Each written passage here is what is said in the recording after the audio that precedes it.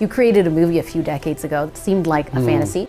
Now most people who are the so-called godfathers of AI say it's not so much a fantasy, that in fact there could be a risk to the extinction of humanity. Right. Do you share their concern about that risk? No, I absolutely share their concern. I warned you guys in 1984, and you didn't listen.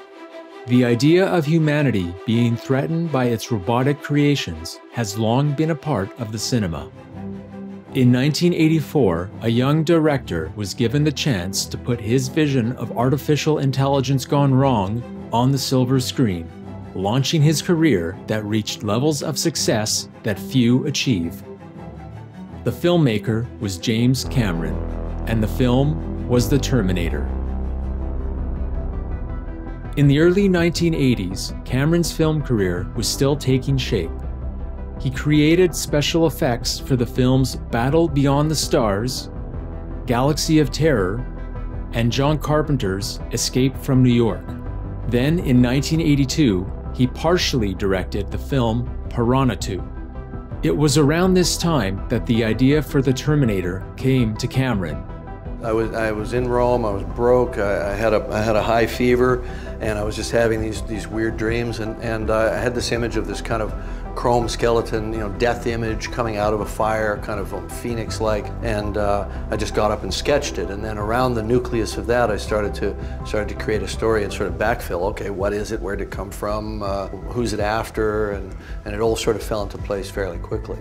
With limited directing experience on his resume, Cameron sold the project's rights for $1 in exchange for the chance to direct the film. While giving away the franchise rights did cost him, directing The Terminator gave Cameron the opportunity he was looking for, kicking off his filmmaking career, leading to some of the most iconic films in movie history, The Terminator among them. With a small budget of approximately $6.5 million, The Terminator was able to defy expectations, ending up #1 at the box office for its first 2 weeks of release, and ultimately grossing $78 million in theaters. James Cameron deserves a lot of credit as the creative force behind this film, making the most out of the budgetary limitations the project was under. In his first feature as a full director, Cameron was showing his ability to direct first-rate action sequences and telling a story with great skill. He was also getting the most out of his main cast, which included Arnold Schwarzenegger as the title character. I'll be back. To help create the required futuristic visuals, Cameron hired special effects artist Stan Winston, who was in the early years of his legendary career.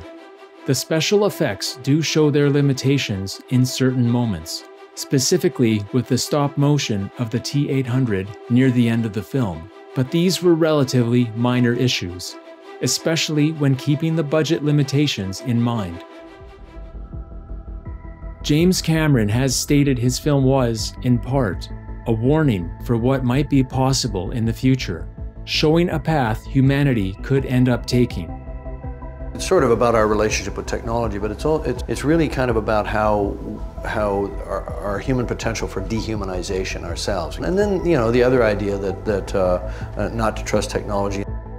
Approximately 4 decades after The Terminator was first released, what condition is humanity in? How close are we to what was presented in the film? In The Terminator, a computer defense system was created for the US military and given complete control. The system was named Skynet. They say it got smart. Then it saw all people as a threat, not just the ones on the other side. Today, computer defense systems, and increasingly civilian surveillance systems, are being used to monitor activity in countries around the world. One country shown by the media to be at the forefront of using advanced computer technology to monitor and control its population is China. If you cross the street against the light, cameras with facial recognition technology will take a picture of your face, cross-reference it with your government ID, and then post it up there to embarrass you. China will ban people with a bad score from booking flights and train rides. Surveillance technology has also been implemented to track large crowds of people to monitor for unusual or criminal activity. Are you ever bothered by having no anonymity because there are cameras watching all the time? 从我自己的体验来讲，其实对这样的一些事情并不会很担忧。但是呢，像这样的一些算法或者说技术应用到实战的场景中去以后呢，如果说你真的要做坏事，以后就要小心了。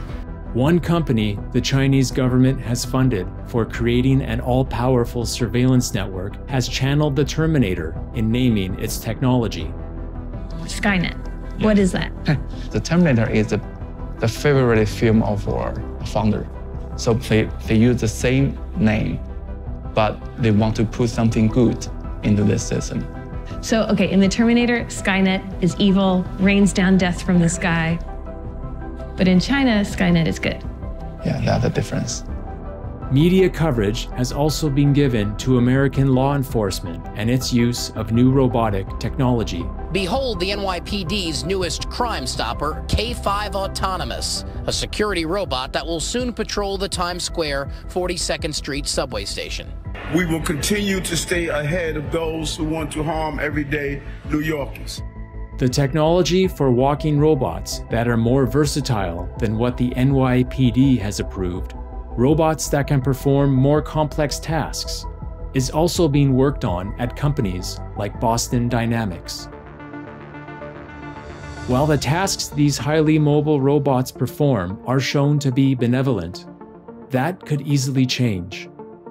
And we've seen videos like this before that have been obviously CGI'd and faked. This looks real to me. I guess this was posted by a Russian guy, and it doesn't say Boston Dynamics on it. It's just, you know, people know that Boston Dynamics was the originator of this design. I don't want to be sued by Boston Dynamics. No, I'm not claiming that Boston Dynamics did this. I'm just claiming that we are now in a dystopian hell world where robotic dogs are being armed with submachine guns and will soon be sent out to take care of business because they can be relied on more than human beings with conscience and the ability to determine right and wrong. These things, you just point at an enemy and they go.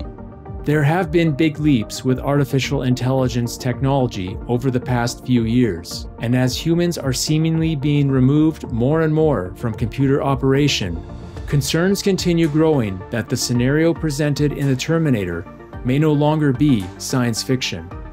I think the weaponization of AI is the biggest danger. I think that we will get into the equivalent of a nuclear arms race with AI. You could imagine an AI in a combat theater, the whole thing just being fought by the computers at a speed that humans can no longer intercede. You have no ability to de-escalate. And when you're dealing with the potential of it escalating to nuclear warfare, de-escalation is the name of the game. And having that pause, that timeout, but will they do that? The AIs will not. If you enjoyed this video, hit the like button, share the video, and subscribe to this channel.